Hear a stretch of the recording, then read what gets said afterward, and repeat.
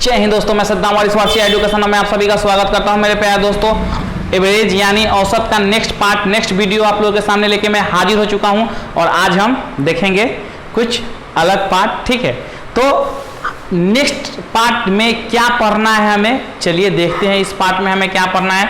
जब समूह में कुछ व्यक्तियों की संख्या ज्ञात करनी हो, ठीक है, तब हमें कैसे ज्ञात करना है ये हमें सीखना है, समझना है। ठीक है, चलिए तो आइए देखते हैं।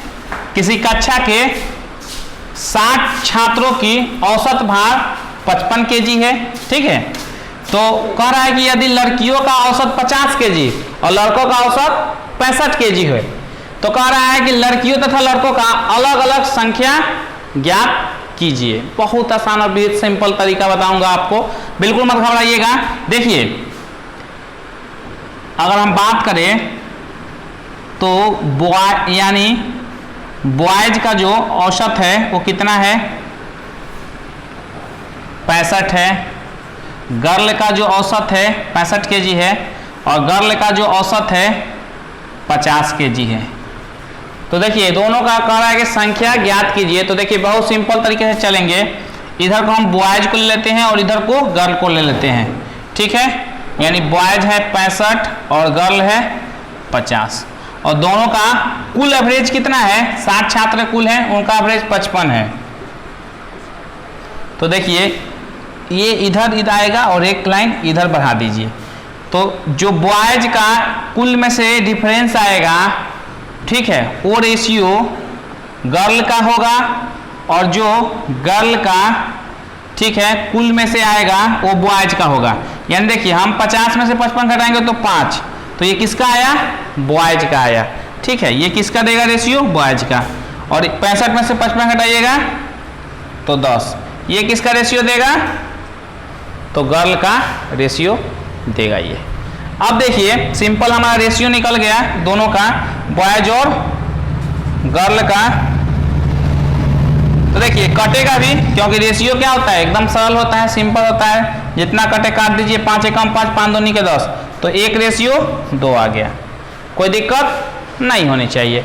क्वेश्चन हो गया खत्म। देखिए अगर हम अब यहाँ से डायरेक्ट अगर निकाल सकते हैं कि कुल रेशियो कितना है, 3 है, तो 3 का कितना दिया है, 3 अगर संख्या में निकालें तो 3 छात्रों का रेशियो कितना दिया है, 3x, कुल का कितना दिया है, 60 दिया है।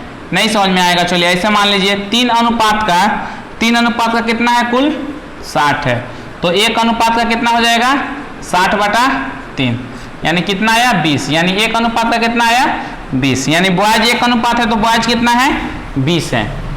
और अब निकाल लीजिए गर्ल्स कितनी है, 2 अनुपात है, तो 2 अनुपात का मतलब 20 गुना 2 कितना है, 40 है।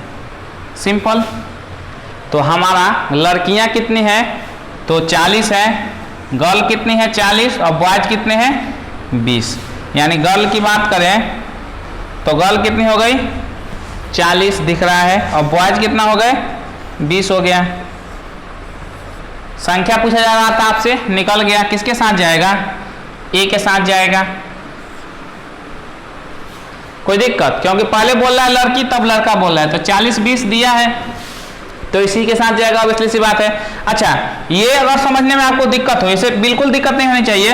कुल 3 अनुपात का 60 है, ठीक है, तो 1 अनुपात का निकाल लिए 20 और 2 अनुपात का निकाल लिए 20 गुने 2, सिंपल सी बात है। तो क्या बनेगा, 40। अगर थोड़ा सा भी कष्ट हो तो आप यहाँ मान लीजिएगा कि बॉयज की संख्या क्या है, 1x है और गर्ल की संख्या 3x है। ये दूसरा मेथड बता रहा हूँ, समझ लीजिए। ठीक है, बॉयज की संख्या 1x और गर्ल की संख्या 3x, दोनों का योग कितना है, 60 है। यानी 2x है गर्ल की, यही है ना, 2x मान लीजिए। दोनों का योग कितना हो जाएगा, 1x + 2x 60 है, तो 3x = 60, तो x = 60/3 कितना आएगा, 20। यानी x = 20। तो बॉयज का कितना हो जाएगा, 1 गुना 20 = क्या आएगा, =20 आएगा। और ये गर्ल का निकालिएगा तो 2 गुना 20 कितना आएगा, 40 आएगा। वैसे भी निकाल लीजिए तो गर्ल का 40 और बॉयज का 20, तो यही है, पहले लड़कियों का कह रहा है तब लड़कों का, तो 40-20, लड़कियां 40 और बॉयज 20 है। किसके साथ जाएगा, ए के साथ जाएगा। इस प्रकार भी आप मान के बना सकते हैं, लेकिन इतना मानने की कंपटीशन में हमें जरूरत नहीं है, टाइम बचाना होता है। तो सिंपल बोलिएगा कुल अनुपात 60 है, तो लिख दिए। एक अनुपात निकलेगा 60/3 और एक अनुपात निकलेगा तो इधर लड़कियों का 2 अनुपात है, तो 2 अनुपात 20 × 2 हो जाएगा। एक अनुपात का 20 तो 2 अनुपात का 2 × 20। बहुत सिंपल है, नोट डाउन करिए, अगला क्वेश्चन देख लिया जाए। आइए दोस्तों अगला क्वेश्चन देख लेते हैं। बस सेम प्रोसेस रहेगा, बिल्कुल मत घबराइएगा। देखिए यहाँ जो कुल का औसत आयु कितना है, 50 है। 80 कर्मचारी कुल है, उनका कुल का औसत आयु 50 है।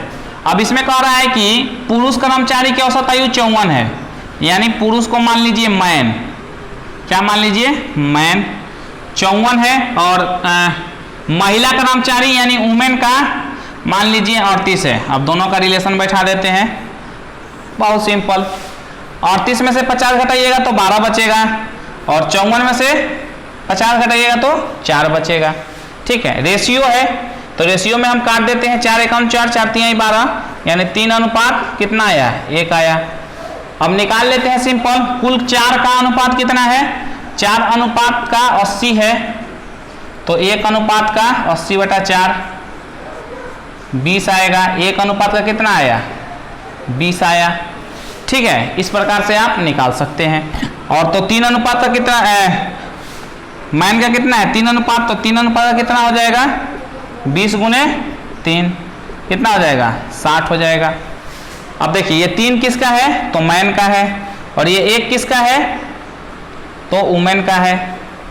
तो 1 यानी वुमेन की कितनी संख्या हो गई, 20 हो गई, और मैन की संख्या कितनी हो गई, 60 हो गई।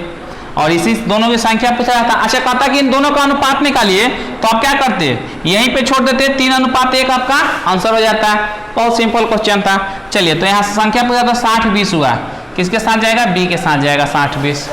बहुत सिंपल है, पहले पुरुषों का कह रहा है तो पुरुष का 60, और उसके बाद कह रहा है महिला का, तो महिला का 20, तो 60-20 आपका हो गया, बी के साथ जाएगा।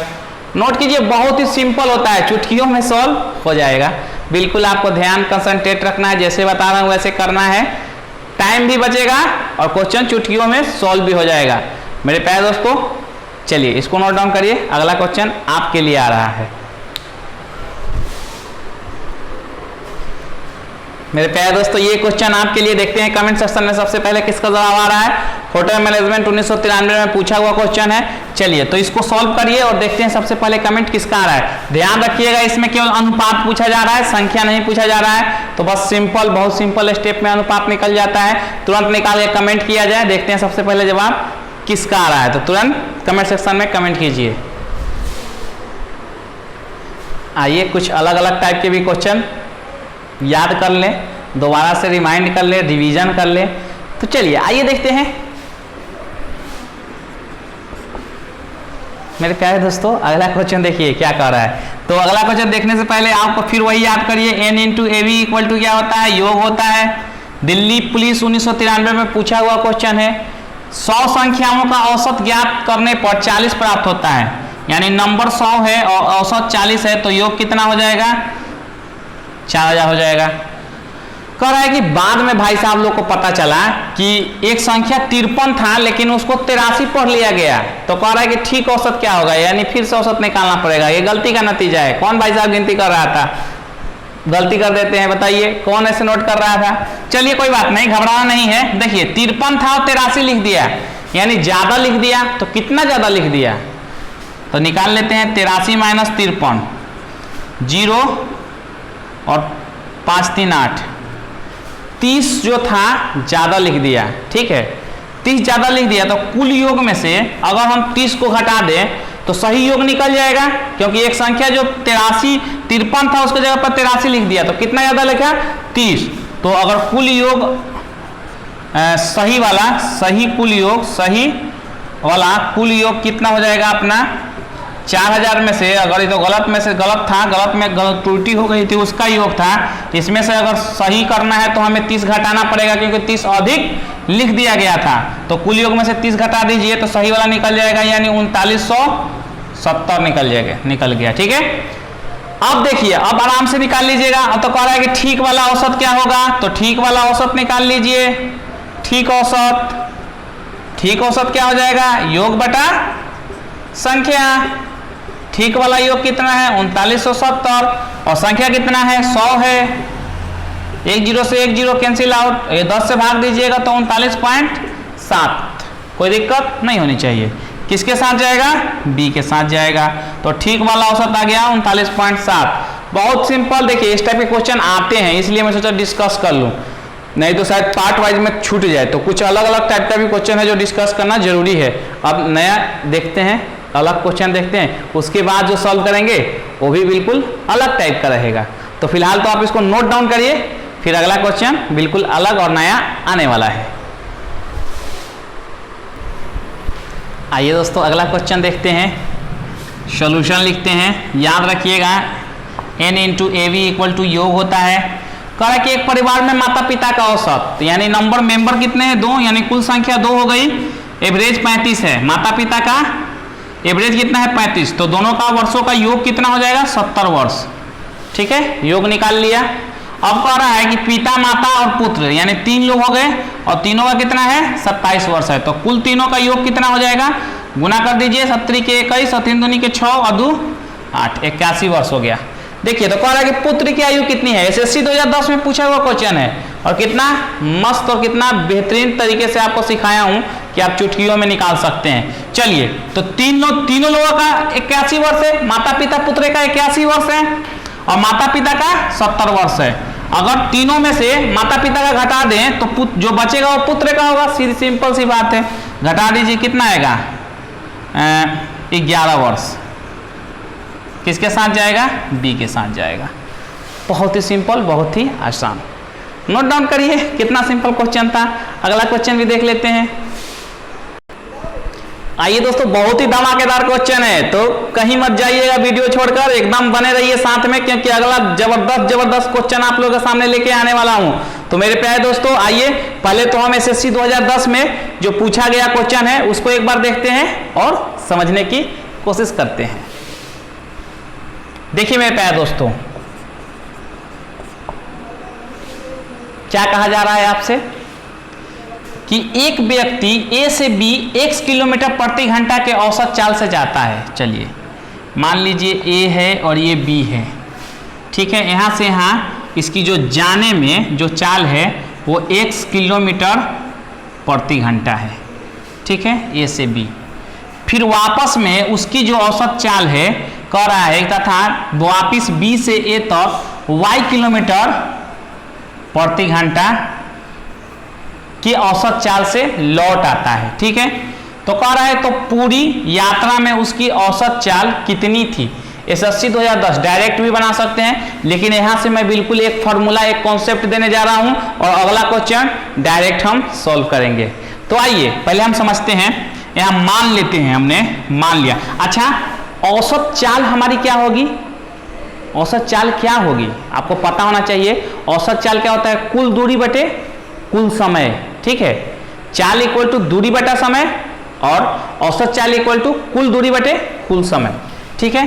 तो पहले हम क्या निकाल लेंगे, कुल दूरी निकाल लेते हैं। तो मान लिया ए से बी की दूरी कितनी है, जेड है, यानी ये कुल दूरी कितनी हो गई हमारी, जेड हो गई, ठीक है।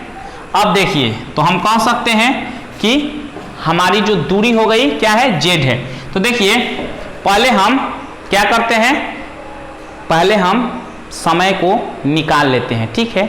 और दूरी तो हमारी कुल कितनी दूरी हो गई, अगर कुल दूरी की बात करें तो कुल दूरी अगर निकालने की बात करेंगे तो क्या हो जाएगी, जाने में जेड और आने में जेड, यानी जेड प्लस जेड क्या हो जाएगा 2z। दूरी निकल गई, अब क्या निकालना है, समय निकालना है। तो लिखते हैं ए से बी तक जाने में लगा समय क्या हो जाएगा। अच्छा, समय इक्वल टू क्या होता है, देखिए चाल इक्वल टू दूरी बटा समय होता है, दूरी बटा समय होता है। तो समय इधर आएगा और दूरी इधर चला जाएगा, चाल इधर चला जाएगा, यानी समय इक्वल टू दूरी बटा चाल होगा। कोई दिक्कत नहीं होनी चाहिए। चलिए तो लिख लेते हैं दूरी बटा चाल हो जाएगा। ठीक है, ये इधर आएगा, गुना करिएगा तो फिर चाल को चाहिएगा तो इधर फिर भागा में आ जाएगा, कोई दिक्कत नहीं है, करके देख लीजिएगा क्रॉस मल्टीप्लिकेशन। दूरी बटा चाल हो गया। ठीक है, तो ए से बी तक की दूरी क्या है, जेड है, मान लिए हैं आप जेड। ए से बी तक की चाल क्या है, तो एक्स है, क्या हो गया, घंटा एच में है। ठीक है, सिंपल सी बात है, एच हो जाएगा।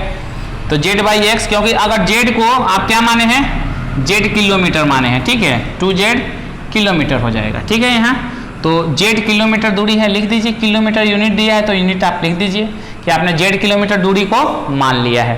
तो यहाँ क्या हो जाता है, जेड किलोमीटर और बटे एक्स किलोमीटर प्रति घंटा। अगर रखना चाहे यूनिट तो जेड किलोमीटर और नीचे क्या होगा, किलोमीटर प्रति घंटा। ठीक है, तो यहाँ से क्या हो जाएगा, जेड बटा एक्स और किलोमीटर गुने ये ऊपर जाएगा तो पलट जाएगा एच बटा किलोमीटर, तो किलोमीटर किलोमीटर कट जाएगा तो कितना हो जाएगा, जेड बटा एक्स किलो घंटा, घंटा बचा, किलोमीटर से किलोमीटर कैंसिल तो क्या बचा, घंटा बचा। सेम ऐसे ही देखिए बी से ए तक वापिस आने में लगा समय, वापिस आने में लगा समय क्या हो जाएगा, दूरी। देखिए अब फॉर्मूला मैं बार बार नहीं लिखूंगा, दूरी हमारी क्या है, वही होगा, जेड ही होगा, तो जेड हो गया।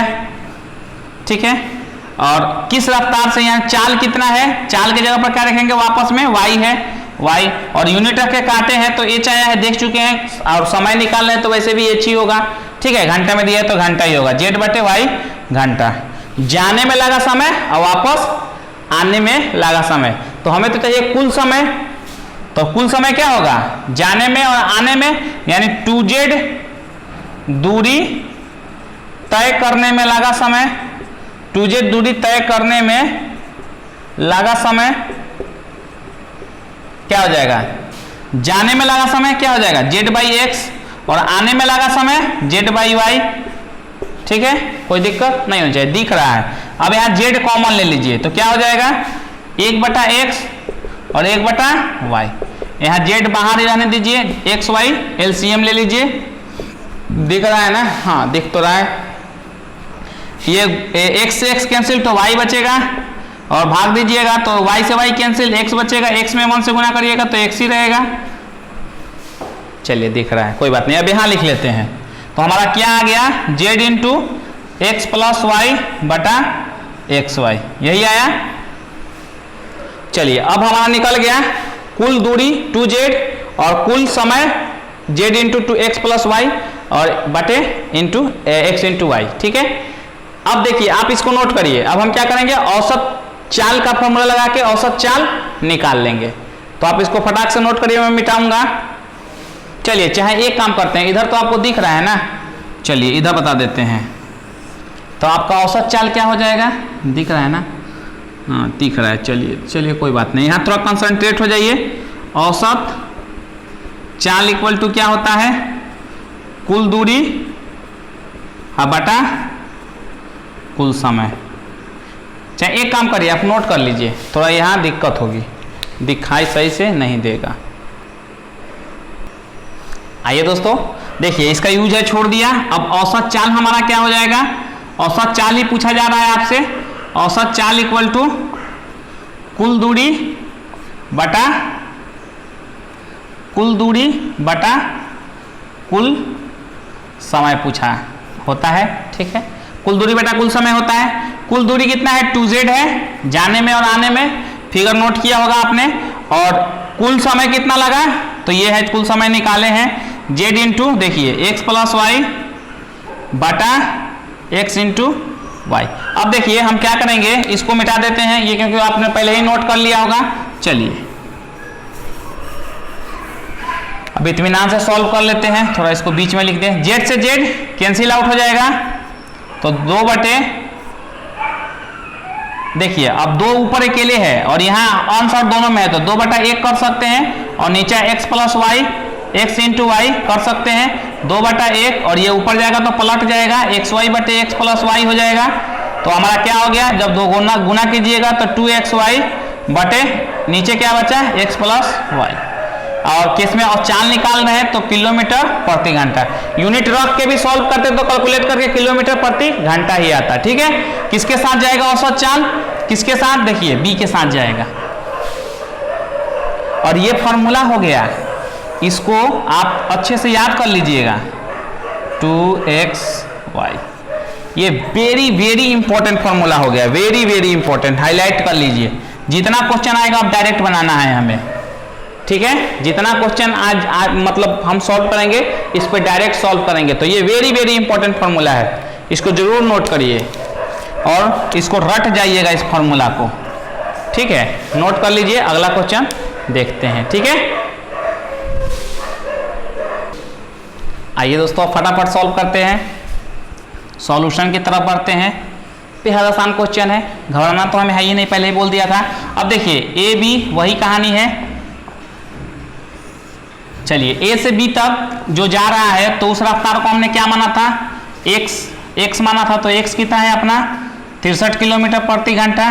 ठीक है, वापस आने में क्या रफ्तार है उसकी, औसत चाल क्या है, y माना था 42 किलोमीटर प्रति घंटा, याद होगा तो आपको। चलिए, तो कह रहा है कि यात्रा में औसत चाल, तो औसत चाल का फॉर्मूला निकाल चुके हैं आपको, 2xy बटे x प्लस y। 2x का मान कितना है 63 है और y का मान 42 है, 63 प्लस 42 यही हुआ ना, किलोमीटर प्रति घंटा हो जाएगा। चाल निकाल रहे हैं तो किलोमीटर प्रति घंटा में दिया भी है, तो सिंपल। अब इसको क्या करेंगे, 2 इंटू 63 गुने 42, इसमें जोड़ दीजिए, 3 दू 5, 3 दू 5 और 6 4 10। ठीक है, देख लीजिए कोई कट रहा है कि नहीं कट रहा है। 5 से चलिए नहीं कट रहा है, 3 से कटेगा, 3 तरीका, हाँ 3 से कटेगा, 3 से कटेगा ये। चलिए ये भी कटेगा, 3 से काट दीजिए, 3 तरीका 9, 3 5 15, 3 एकम 3, 3 चौका 12। अब कितना से कटेगा, 35 से नहीं कटेगा, 3 से कटेगा, 35 नहीं कटेगा, ये 63 है। ठीक है, चलिए गुना कर लेते हैं, कोई घबराने वाली बात नहीं है। 14 दूनी के 28, 63 बटा 35 किलोमीटर प्रति घंटा। चलिए और कोई सिंपलीफाई हो सकता है, 5 से 35 कटेगा और 7 से कटेगा, 7 नंबर 63 और 7 5 35। ठीक है, और कटेगा, अब तो मुश्किल है, 9 से गुना कर दीजिए, 9 8 72 के 2 हाथ में 7 और 9 दूनी 18 और 7 25 बटा 5। 5 से काट दीजिए, 50 25। ठीक है, कट गया, 2 उतारे भाग नहीं लगा, 0 बैठा दीजिए। ठीक है, दशमलव दे दीजिए, 1 0 बैठाइए, 20 हो जाएगा, 5 चौका 20, 50.4 किलोमीटर प्रति घंटा। किसके साथ जाएगा, बी के साथ जाएगा। बस फॉर्मूला, जाने वाला जो औसत चाल है उसको x है, आने वाला औसत चाल y है। फॉर्मूला आपका औसत चाल का पता है, पूरा लिख दीजिए, औसत चाल, औसत चाल, औसत चाल ही पूछा जा रहा है, तुरंत फॉर्मूला लगाइए, निकाल दीजिए। इसीलिए हम उसमें टाइम लिए थे कि आपको एक बार कॉन्सेप्ट दे दें, उसके बाद डायरेक्ट फॉर्मूला से क्वेश्चन को हम तुरंत सॉल्व कर लेंगे। आइए एक और क्वेश्चन देखते हैं पूछा हुआ एग्जाम में। आइए दोस्तों अगला क्वेश्चन देख लेते हैं, ये रेलवे में पूछा हुआ क्वेश्चन है, सेम है, 2006 में आया हुआ क्वेश्चन है, देख लीजिए। ये कह रहा है ए से बी की जो गति है उसकी x कहलाएगी, जो जाएगी, कितना दिया है 65 किलोमीटर प्रति घंटा, देख लीजिए। और कह रहा है कि b से a में उसकी गति क्या हो जाई है, y हो गई 60 किलोमीटर प्रति घंटा। तो औसत गति क्या हो जाएगी, औसत गति पूछा जा रहा है, मोटरसाइकिल से जा रहे हैं, मोटरसाइकिल से आ रहे हैं, जाने आने की गति दे रखी है, तो औसत गति बता चुका हूँ, 2xy, x plus y kilometre प्रति घंटा में दिया है, तो लगा दीजिए। 2x का मान 65 और y का मान 60 और नीचे 65 प्लस 60 किलोमीटर प्रति घंटा। ठीक है, सॉल्व कर लीजिए, 2 गुना 65 गुना 60 बटा जब जोड़िएगा तो 5 6 6 12, 125, 25 से कटेगा, 25 से नहीं, चलिए 5 से काट दीजिए, 5 दूनी के 10, 2 बचा 50 25, 5 से काटिए तो 12 5 60। ठीक है, 5 से अभी भी कटेगा 50 25, इसको काटिएगा 65 को तो 5 एकम 5, 1 बचा तो 5 3 15, 5 से अब कोई नहीं कटेगा, तो 13 दूनी के 26 गुना 12/5। अब इसको गुना कर दीजिए, 12 छक 72 के 2 हाथ में 7 और 12 दूनी के 24 और 7 31/5 किलोमीटर प्रति घंटा। 5 से काट दीजिए, 5 छक 30, 1 बचा तो 12 हुआ, 5 दूनी के 10, 2 बचा, 5 चौका 20, 62.4 किलोमीटर प्रति घंटा। किसके साथ जा रहा है? सी के साथ जा रहा है। रेलवे परीक्षा 2006 में पूछा हुआ क्वेश्चन है, बताइए। कॉन्सेप्ट क्लियर हो जाएगा ना, तो क्वेश्चन को तो हवा में तुरंत उड़ा देंगे सेकेंडों में। फिलहाल तो क्वेश्चन को आप नोट करिए, देखिए ट्रिक कितना टाइम को बचाता है। एक बार बेसिक कॉन्सेप्ट ध्यान में रख लीजिए, ठीक है, कि क्वेश्चन घुमाएगा तो बेसिक लगाएंगे और नहीं तो ट्रिक तो है ही। ये बेसिक से ही ट्रिक आया है, तो बेसिक का आपको पता बता दिया, अब ट्रिक से उड़ाते रहिए क्वेश्चन को हवा में। फिलहाल तो आप नोट डाउन कर लीजिए। आज के लिए मेरे प्यारे दोस्तों इतना ही। चलिए, नोट आपने कर लिया होगा, तो मिलते हैं नेक्स्ट वीडियो में। अगर वीडियो अच्छा लगा हो तो लाइक शेयर जरूर करिएगा। और मेरे प्यारे दोस्त, जो भी नए दोस्त, हमारे प्यारे नए दोस्त जुड़ रहे हैं और देख रहे हैं वीडियो अच्छा लग रहा है, तो नीचे रेड कलर का बटन दिया होगा, उस पर क्लिक करके चैनल को सब्सक्राइब कर ले, बेल नोटिफिकेशन को ऑल पे रख ले, ताकि आने वाले लेटेस्ट वीडियो का नोटिफिकेशन सबसे पहले आपको मिल सके। मेरे प्यारे दोस्तों मिलते हैं। देखिए, 1 रुपया आपको सब्सक्रिप्शन का चार्ज नहीं लगने वाला है, तो मेरे मेहनत का फल बस यही है कि आप चैनल को सब्सक्राइब कर लें। पैसा आपका 1 रुपये नहीं लगने वाला, बिल्कुल फ्री है सब्सक्रिप्शन, तो चैनल को आप बिल्कुल तुरंत सब्सक्राइब कर लें। मिलते हैं नेक्स्ट वीडियो में। Thank you. जय हिंद।